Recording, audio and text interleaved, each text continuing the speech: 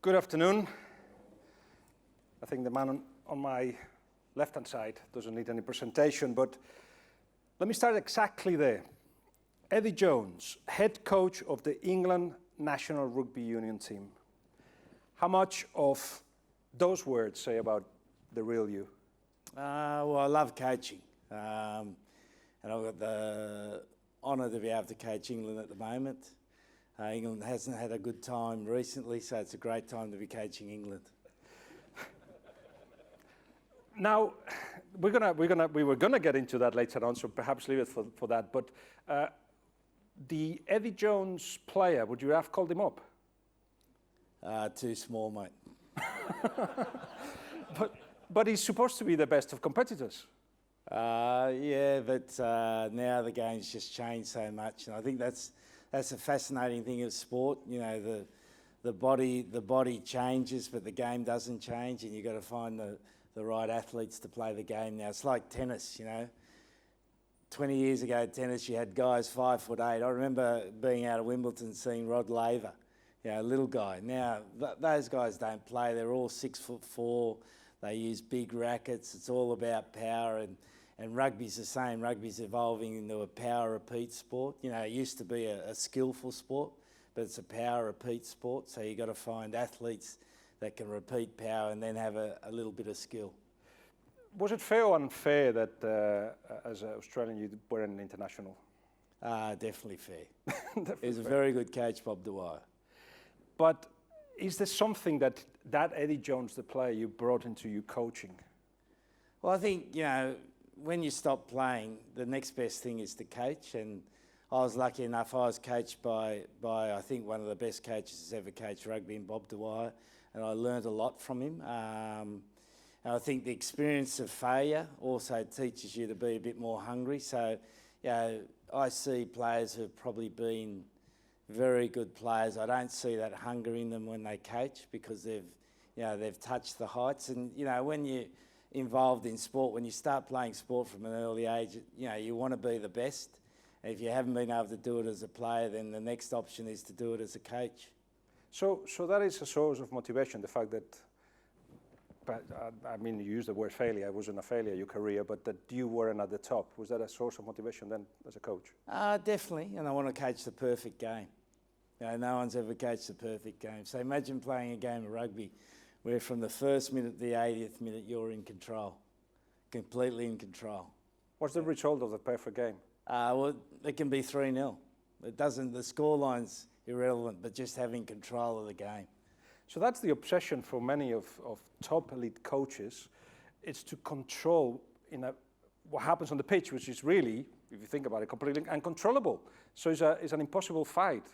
Do you think of it that way? Well, I think it's always going to be impossible to coach the perfect game, but I think striving to do it's the fun part, and, you know, getting players to play with that intensity and that purpose is the fun part of it. So how much time you spend in thinking, say, the tactics? How much is the psychology of dealing with your people? Well, I think more and more the game's about the psychology, because young people have changed so much over the last period of time. I was just on the weekend, I was lucky enough to be at the Red Bull Learning Centre, and they had this guy came in, a sports psychologist. He was a sports psychologist for the Chicago Cubs. And he was just saying, in America, what's been lost over the last 20 years is the innate competitive desire of players. You know, they don't innately compete anymore. All they want to be is famous. You know, and you look at players in England or Japan or Australia, you see the same sort of thing. It's probably not as pronounced. So the ability to get that desire out of the players becomes so much more important in coaching. You know, the tactical side is here nor there. You know, you can win a game sometimes on tactics. Very rarely, you know, it's not a massive factor. It's important. I've been lucky enough to spend a whole year following Pochettino, Mauricio Pochettino, the Spurs manager, very closely, and that's the big battle, to try to bring that passion from the players. His trick, in a way, is to try to say, why did you become players in the first place? What happened to that kid that wanted to play football? Because I don't see it here. What's your trick? How are you trying to get that passion from them? Well, I think everyone wants to be part of something special. Yeah, I think everyone, again, deep down, there's a devil in everyone, and that devil wants to be part of something special in life, and it's trying to find a purpose for them to have that extra desire, that extra motivation to be uncomfortable. Yeah, because again, most people want to be comfortable, don't they? You know, they like to do what they like to do, and getting people regularly to do what they don't want to do is the most important thing. You have gone out of your comfort zone, because after a player you could have been a teacher and stay there. You've gone out of your comfort zone. Is that how you saw it originally, becoming a coach and trying to coach at the elite, which is not like coaching? Definitely. I remember I'd been lucky enough to become an acting principal at the age of 32, and they put in a permanent principal. I went to the chairman and I said, look, I've got a choice here. I can either coach or stay in education. He said, go and coach. So he obviously didn't think I was a very good principal, so it wasn't much of a choice for me. Okay, that coach, that Eddie Jones that starts coaching, how different is he to you now? A lot different, because age changes you, and I think, again, the players have changed considerably. From 10 years ago to the players now, you've got to treat them differently. They've got different motivations, they've got different values, and it's neither right nor wrong. So the way you coach them now, you can't just tell them what to do. You've got to guide them to discover what to do, and that's the fun part of coaching. That if you don't evolve, you don't keep coaching. Part of your evolution, I suppose, it was to get it wrong and then try again or go a different direction. What do you do with those mistakes? Is that something that's in your head? You've written them down? What are they? Well, when you fail, it hurts you badly, and I think when you're young, the hard thing is reflecting on those failures. You don't accept responsibilities for those failures, and as you get a bit older, you tend to accept the responsibility, and once you accept the responsibility, it becomes a very important learning path for you. One of the mistakes I made in the last job, which wasn't successful at the Reds, we won 2 games out of 13. The thing I take from that is that I started following trends in the game rather than trying to set the trend in the game, and you've got to have the courage to try to set the trend in the game rather than follow it, because whenever you follow something, it's too late, because it's already been done. You can never be as good as it's been done before. But because I probably lost a bit of confidence, I took that job after I had the Australian job, and I lost a bit of confidence. I thought I'll do what everyone else does, and it was shit. So is there something in your culture, the one that you learn at home with your family, that allows you to see failure as a something to help you instead of an obstacle? Well, Australia's a sporting background, a sporting culture. You're playing sport, it almost defines you in Australia. If you're successful at sport, you're seen as being successful. So, sport, there's always winning and losing. There's always winning or losing. So you're exposed to that from an early age, and you're always driven to win because you want to be successful.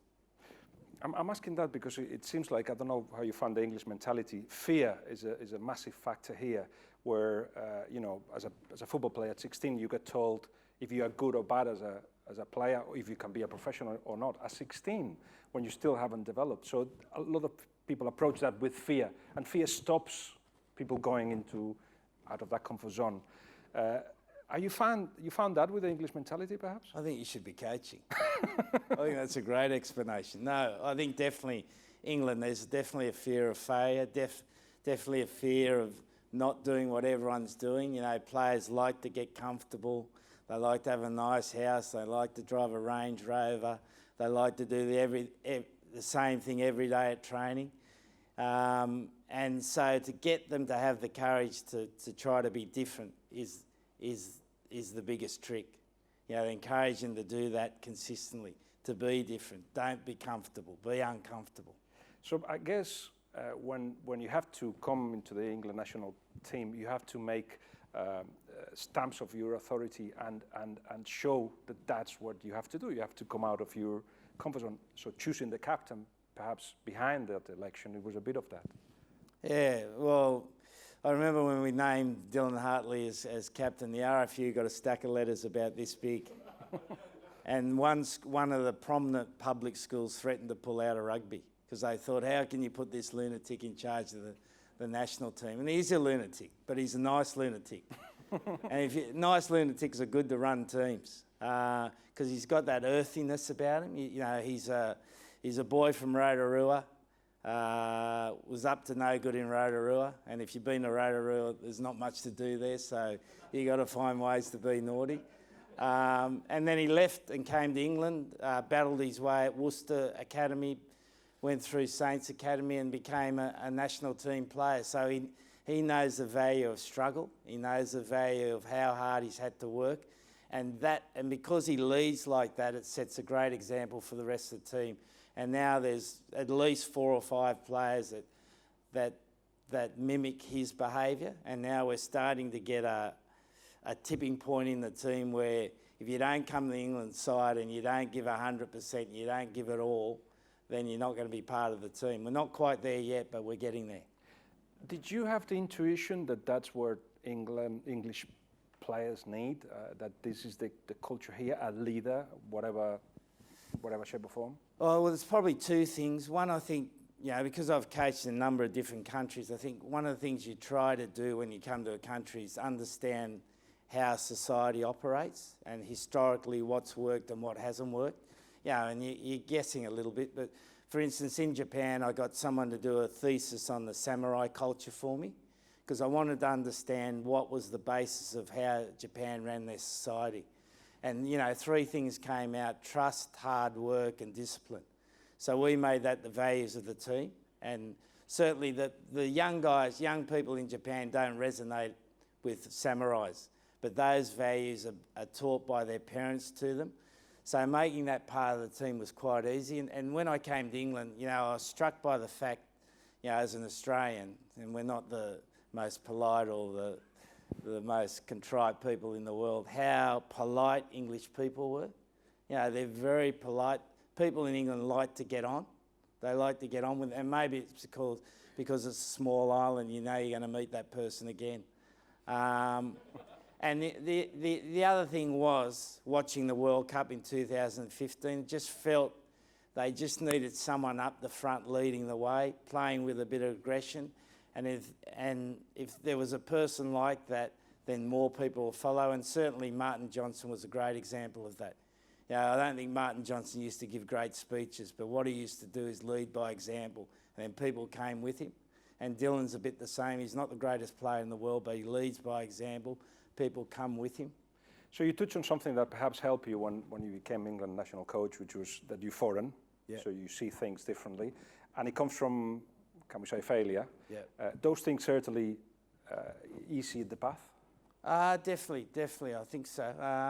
Yeah, and I've been lucky with England. I've come at the right time because they've had failure, so people are more desirous to be successful now. The hard part for us is now, because we've just gone 2 years of being successful, and now players, you know, you read the paper, every player's getting a 5-year contract. You know, they've all got deals with whatever sponsor there is.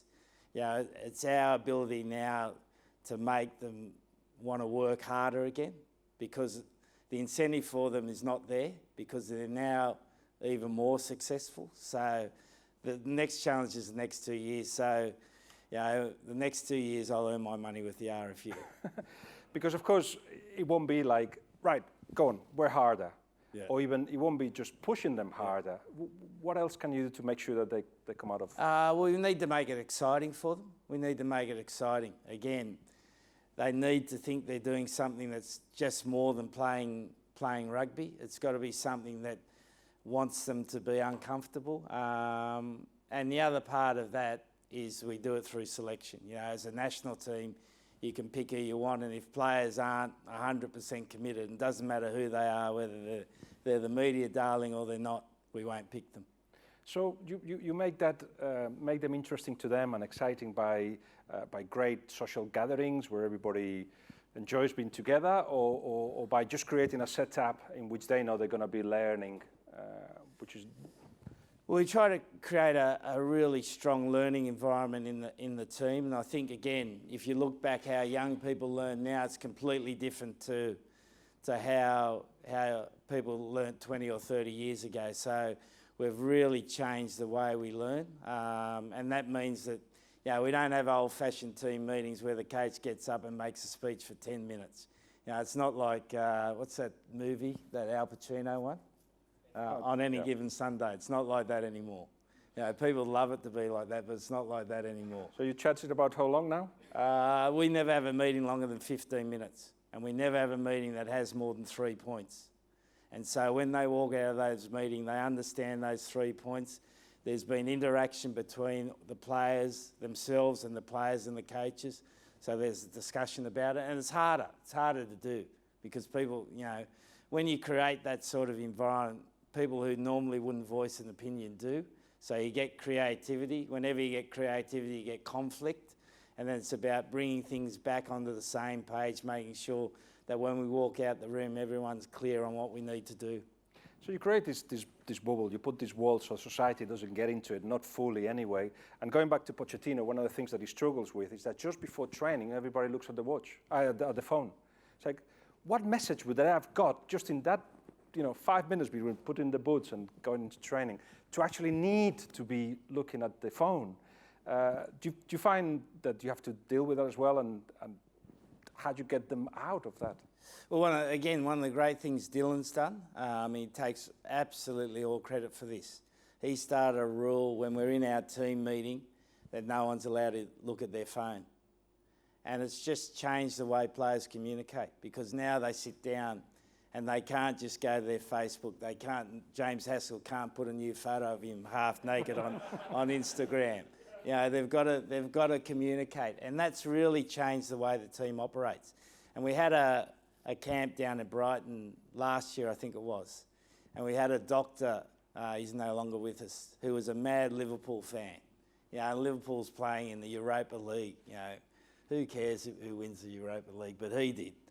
So the rule at dinner is you can't get out your phone. He got out his phone to check the score. So the players made him do 10 push-ups in this quite nice restaurant in Brighton, and they're the worst 10 push-ups you've ever seen. And he actually left the restaurant. But, again, it's just indicative of having a strong leader, setting some simple rules, like simple's always better, about how you had to behave and how important the team is. So you get to the point where you have to get your team to perform. Just before they do that, you have to prepare. There's a learning curve, all that. In the last hours, what are you like in the last hour just before getting to the pitch? Well, you're always nervous. If you're not nervous, you shouldn't be doing it. I'm always nervous the speech I'm going to make, whether I'm going to have a positive effect or a negative effect, because once you get on the game day, the players are in control of their preparation. But sometimes as a coach, you can make a difference. You can just pull everything together. You can get a player who's maybe feeling a bit shitty to feel a bit better. Because the thing about professional sport is the ability of the players on their bad days to perform. It's not when they're feeling good. Everyone wants to feel good, but most times in any professional sport where you're playing 30 to 40 games a year, where you're banging into people and you've got to run hard, you're not feeling good. So the coach's ability and the staff's ability is to make those guys realise on those bad days how they work through that. And so if they haven't got their game A, they go to their plan B, or if they're not in B condition, they go to C, and they can find a way on that day. So I get nervous about that, and when I lose that nerves, I'll finish. You still got that? Just. No, I got plenty of it, yeah. Do you watch football? I love it, yeah. Great. And what do you see in a game? Well, I can't, I was saying to you before, I can't work out why football, they're always talking about formation. Because when I watch the game, I don't see the formations. I see them trying to get spacing next to each other and keep keep some sort of shape. And the teams that run hard forward, run hard back, have good awareness of space are the good teams. And then if you've got a Messi, you've got a great team. And you can see, the coaches, you can see the way the coaches coach the teams who run hard and the teams that don't run hard. It's quite evident. It's very famous that you met Pep Guardiola, of course. There's little bits that have come out from that conversation, that meeting. Would you take us back? It was in Munich. It was a very cold day. Yeah, no, it changed the way I coach. I came out of that session embarrassed how I'd been coaching. Because when I was a young coach, I used to coach pretty hard, and I probably got criticised a bit for it. And I went and watched Pep's session. Here's some of the best players in the world. It was -5. It was freezing. They did quite a traditional warm-up, and I thought, maybe I'm not going to learn anything today. And then they played this 7. They had 21 players. They played 3 teams of 7, and they were working about getting into space, their body position of how to get into space. And Pep was out there running the session, speaking in 4 or 5 different languages, telling what's the Dutch guy? Robbins what to do. And it was just really enlightening how hard they worked in that 20 minutes and how he was embedding his philosophy on that team and how the players had bought into it. And I remember them coming off and they had sweat pouring off them. And it was like I'd seen many football sides train, and then watching that session, it was like up here and the rest of them were down here. And it's definitely changed the way I've coached since then. How? Well, I work the players a lot harder, much harder. They must love Pep Guardiola then. Yeah. and it is, your sessions tend to be short because you're trying high intensity. So how can you work it even harder than that then? Well, I think that's the key today. I think, we've borrowed a lot from football. We've taken 2 concepts, the game model, made sure we really announce a game model very strongly. And then we prepare with the methodology, a rugby version of tactical periodisation, which has definitely helped the teams I've coached because we get much more consistent performance and we're able to actually improve teams during the season. So we went to Argentina recently. We had 28 senior players unavailable. We took a team that at the start, we had 5 weeks to prepare the team or to the last game. In the first week of training, we got something like 14% accelerations of training, which is far too low. By the last week, we got 40%. And it was all by doing it through the game. None of it through doing acceleration work. It was all done by through the game. And, I've read a lot about it. I went down to Aspire. There's a Spanish guy down there, Alberto, I think his name was. Brilliant guy. Absolutely brilliant. Helped me a lot in understanding tactical periodisation.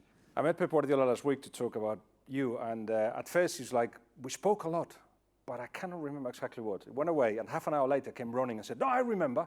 It was something to do, the thing that he kept in his mind is the fact that you have to pass back in rugby, because that pass back is similar to what Johan Cruyff always said to him, which is like, if you actually open up the game by playing backwards, it's a better way to go forwards because you're able to have a bigger vision of the pitch. You remember that? Yeah, no, and I was really impressed by the way he had looked at other sports to try to work out ways to create space. And the reality is football, European handball, Aussie rules, rugby union, we're all about trying to create space or find space. And you can never learn enough about that, and that's why I find football and football managers fascinating. And the other thing that he mentioned is that he's, like yourself, gets very nervous before a game, and as a player used to vomit and all, but that helped him get mind sharp into the game. But pain as well related to your game in relation to football. How do you all deal with pain? Because you must be hurt all the time. Yeah, well, I think one of the first things there is that, coaches put limitations on the player because no one knows how hard you can work. It's the old story about Roger Bannister when he ran the first 4-minute mile. All the medical texts at that time said that if you ran a 4-minute mile, your body would disintegrate. This is serious, your body would disintegrate. Then he runs a 4-minute mile, next year 8 people run it. In America, every year now, 20 people run a 4-minute mile. So we don't know how much the players can do, but because we put limitations on them, and therefore the players themselves come up with limitations of what they can do. So if you train for this amount, you're going to feel tired. You're going to start feeling pain. But the fact is, we don't know where that actually is going to go, and that's a fascinating bit. So we went to the States and spoke to this guy who's a lecturer at a university in Houston, just about the fact of little things you can play tricks with the mind to increase their capacity to work harder without them knowing it. And it's quite fascinating. For instance, you do a yo-yo test or whatever test. So you run the test at the normal distance, which might be 25 metres. Next time you do the test over 26 metres. So the players think they're running the same distance. And you find that at least 60% of the players will do more. Why? Because they don't understand that they're breaking their limitations. And that's our job as coaches, is to break our own limitations of what the players can do and then get the players to adjust their limitations. One of the sad things I feel from the FA in recent years is that they haven't been taking too many lessons from their mistakes, the football FA. So I know Gary Neville told me that in the period that he was there, once he finished, he wasn't called up to be telling the FA what he had learned, even because he was considered a failure and it was pushed aside. You are learning so much, not only about the game, but about other games. You're learning about the English mentality. Have you been called to, from the football world to say, what can we learn from you? I spent a couple of days with Gareth at the English camp, so that was interesting. But football's far in advance of rugby. We're just little brothers, We're just struggling to keep up, aren't we? You reckon? Yeah, definitely. You talking business, or are you talking how it works with coaches and players? The sport, the sport itself. But I think, we're starting to do some good things in rugby, and I think maybe there might be something to learn. Yeah, especially, is there anything that you've learned from the English mentality that you think could be applied in the football at all? Probably learned some things not to do.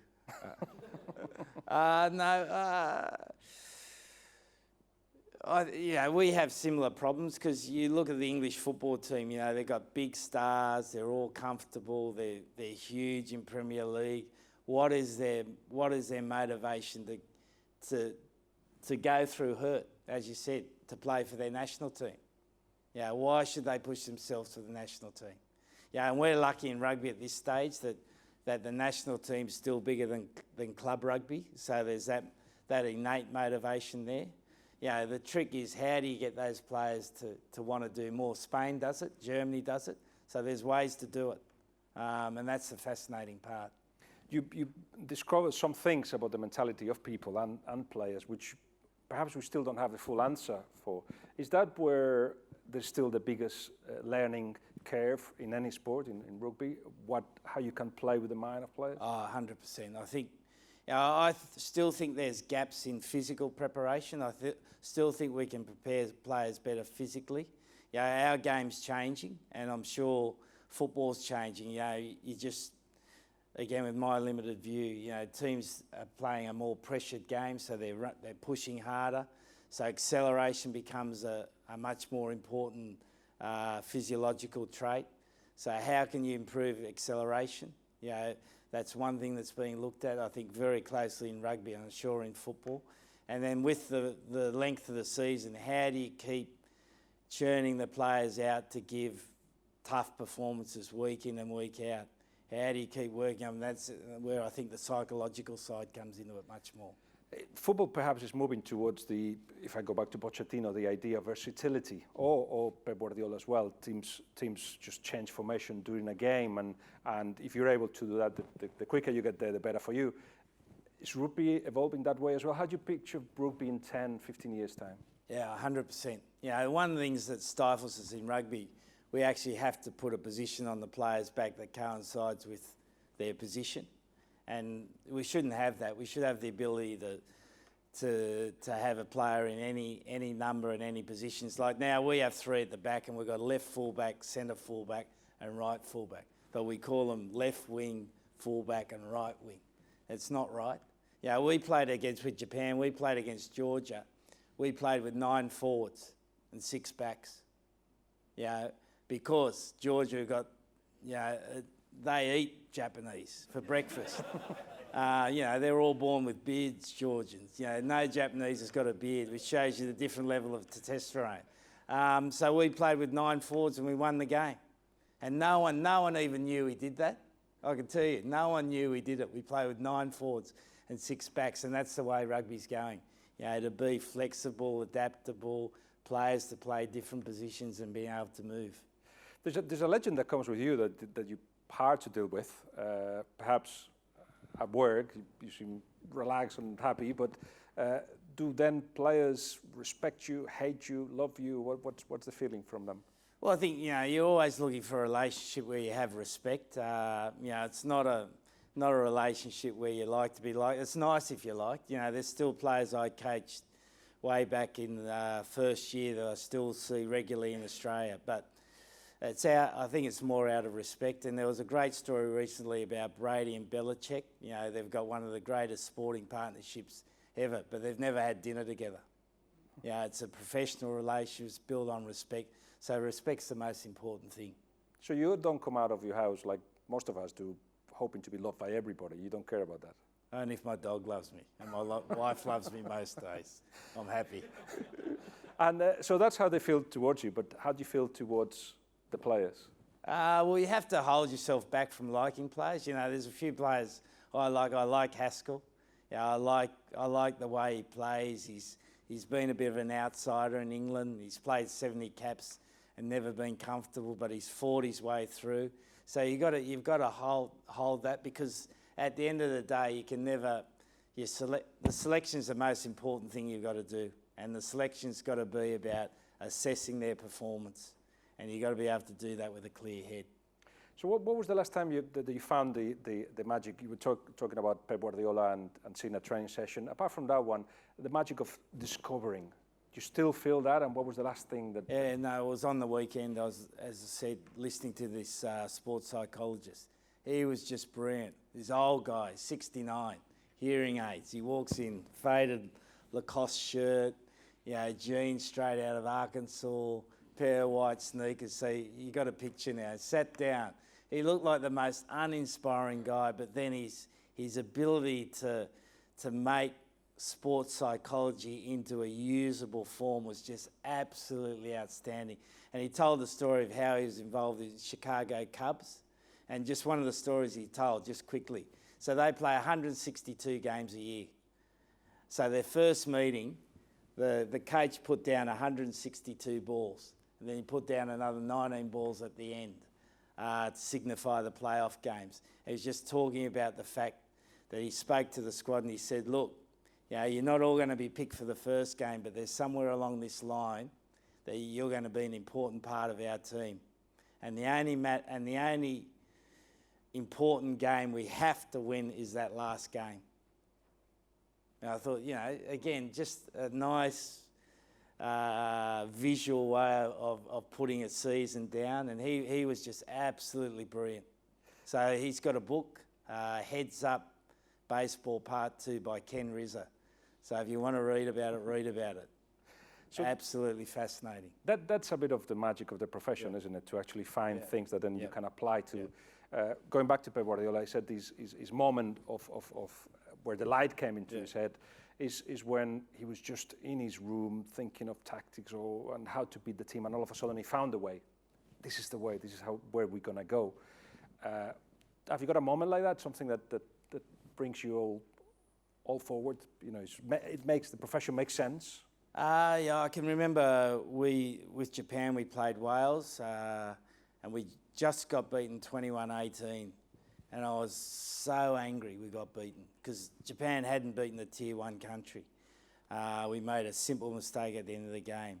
I couldn't sleep that night, and then I just came up with one phrase that encapsulated how we had to play the next game, and we won the game easily, and we never looked back after that. And it just was a phrase that was simple to understand, but just was able to change the way we played. And sometimes you get it and sometimes you don't. Sometimes you get it right and sometimes you don't. Can you share the sentence? It was just about not letting a side recover. making sure when we attack, not let them recover. So as soon as we got the defence on the back foot, we keep the defence on the back foot. Let's finish with Japan, because there was a classic, obviously, press conference which everybody knows about, where you decided, I don't know if improvised or not, to have a go at your team after losing it to the French Barbarians. Do you prepare those things? Did that come to you? How did that go? Well, I think press conference is always dependent on what the attitude of the press is, what you're feeling like, what the result's been like. And sometimes you plan it and sometimes you don't. I definitely didn't plan that, but it was the best thing I did, because it helped change the mindset of Japanese, because they were a team that was happy to try hard and get beaten. Yeah, it was, if you got beaten 50 to 25, everyone would clap and everyone would smile at the end because you'd put in, and it was accepted that you could lose. And I knew that was one of the most important things I had to change, was their mindset, that it wasn't any good to lose. And so when the captain laughed, I thought, shit, here we go. We might as well give this a twirl. And he was a great little bloke. You know, I'm not, having said, you know, I'm still friends with that guy. I go and have coffee with him every time I go to Japan. Lovely guy. And the chairman came up to me afterwards. He said, it's about time someone said that. And it did have an effect on the team, because then it became quite evident that it was never good enough to lose. You know, we were always about winning, and it helped change how the Japanese thought about rugby. And the spectators as well, and the media as well. Yeah, because when you get those sort of mindsets about a losing club or a losing country, it's not just the team and it's not just the players. You find it's the fans, you find it's the media, and it becomes a self-fulfilling prophecy, and you've got to break that. Did you find with England a mindset that said, we have been defeated, we're willing to learn? Or did you have to change their mindset and say, right, guys, you have to think completely different now? Which one? What I found was that, say that was the team there, if that's the team on the table, under here was this great desire. RFU the same, great desire. But no one wanted to sort of break it, because there was a tradition of the way you did things, traditions of the way rugby was done in England. And what we've been able to do is break that a little bit and bring things up. Are they there now? Yeah, but it can go down quickly. You know, gravity forces you down. Ed, it's been a pleasure. Thank you very much. Pleasure. Thank you. Cheers. Thanks. Thanks.